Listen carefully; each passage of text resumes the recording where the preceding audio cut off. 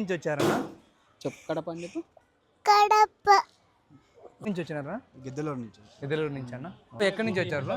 మైదుకూరు నుంచి. మైదుకూరు నుంచా? కమలాపురం. కమలాపురం నుంచి వచ్చినారనా?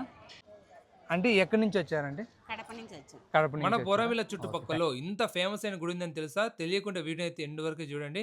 మన పోరావిల నుంచి జస్ట్ ఒక 3 కిలోమీటర్ల దూరంలో శ్రీ మద్దిమాన గుర్రప్ప స్వామి అని చాలా ఫేమస్ అయిన ఆలయం అయితే ఉంది.